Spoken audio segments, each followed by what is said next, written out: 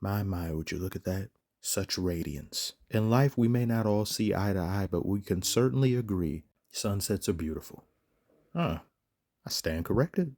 You know something? The Suns really make me irritable. They make my stomach hurt. How do you have such a monstrous first half and proceed to just stop playing basketball and blow an over 20-point lead? What are you talking about, Commissioner?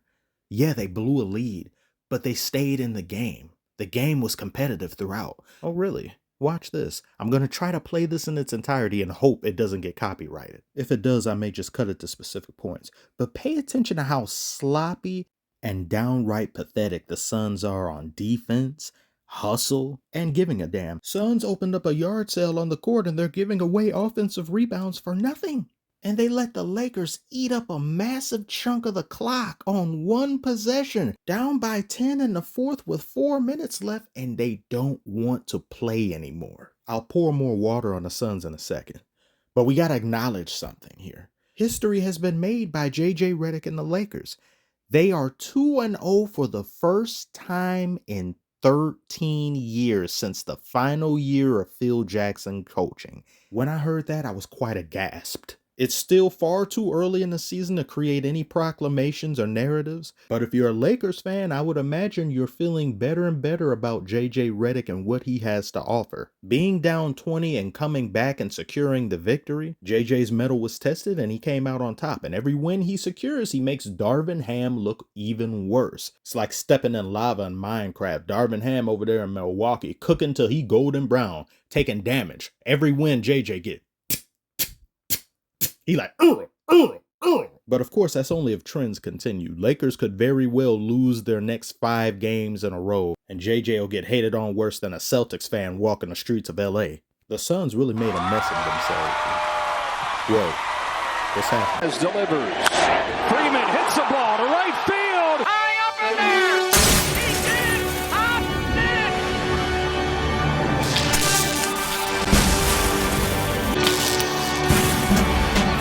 D-A-M.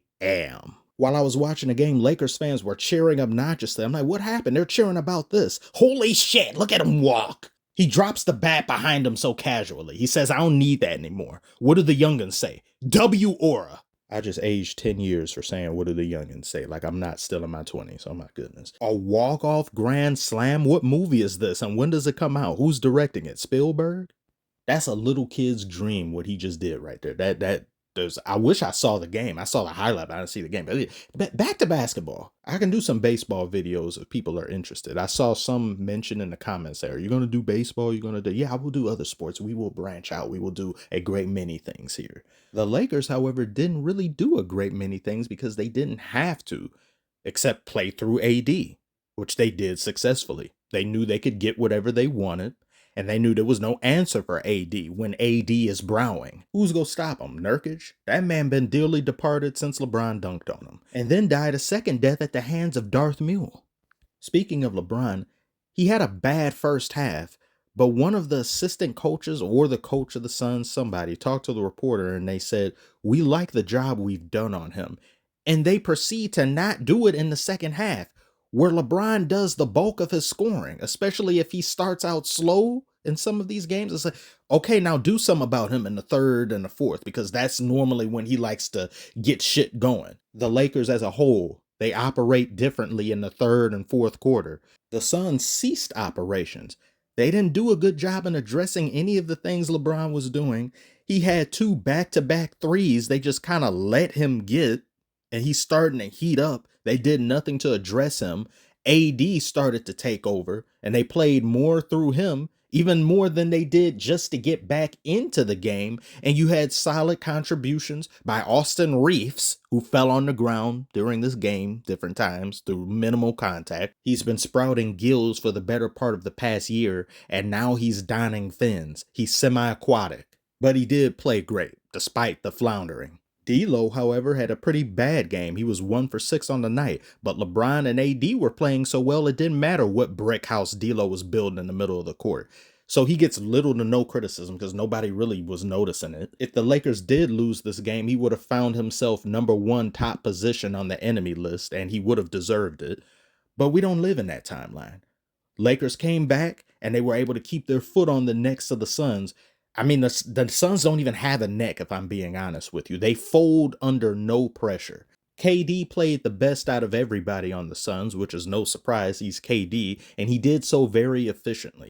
And the way he gets many of his points and the way he's done so for the majority of his career, very effortless, very minimal, not forcing anything, which I think is an understated appreciation that people should have in Kevin Durant that I don't think not enough people talk about, in his ability to affect the game without disturbing it, really. He can slot into pretty much any team, and he won't be a black hole of the team. He won't be somebody that needs a ball in his hands to do anything. He can play off ball. He can do a lot of great things, and he's low maintenance, really. So it's great. He did his thing. Beal was doing fine up until that putrid third quarter where he was 1 for 6. And Booker was bad that quarter too. He was 2 for 7. They were both building houses for the three little pigs. And Booker at the end called himself running in, getting this little garbage shot when the game is literally seconds from being over. Hey, okay, Booker, I see what you're trying to do. The Suns actually got some things done this offseason that I don't think a lot of people paid attention to.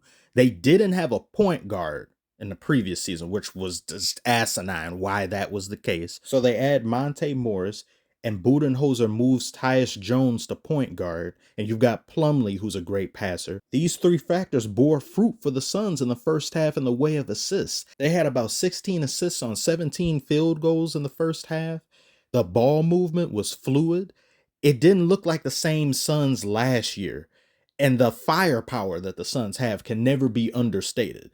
When they go off, they can and will blow almost any team in the NBA out, and they'll do it very quickly.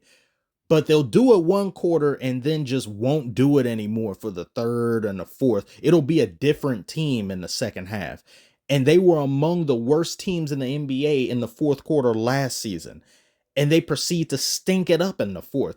It wasn't abysmal like it was last year, but I'm wondering, where is the effort to get back in the game? Why are you just laying back and accepting the Lakers getting whatever they want? I know AD is somebody you can't do anything about, but the perimeter shooting became negligible, and the Lakers are not good at guarding the perimeter.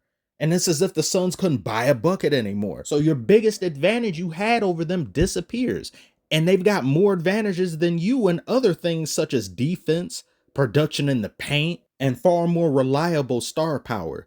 As inconsistent as Davis can sometimes be and has been in the past, he's way more consistent than Beal and Booker have been. When you need them most, they will pull a disappearing act. The Suns' biggest issue last year was if the three of them aren't getting their averages, they'll lose to a lot of teams they shouldn't be losing to. Now you don't have that offensive burden this season, but you still got these middling issues and being able to finish out a game without turning the ball over. Way too many turnovers the Suns had. Still just 2 games, but the hustle they displayed in several lengthy stretches of this game was just downright ghastly to me. It's unacceptable. If I'm a coach, I'm gluing select players' asses to the bench on purpose. I don't care if we lose. You need to be taught the error of your ways. And I got fired by the front office just that quick. In closing, it was a great comeback for the Lakers, and let's see how far they can continue this winning streak. That's all for me in this video. I want to thank you all so much if you've made it thus far.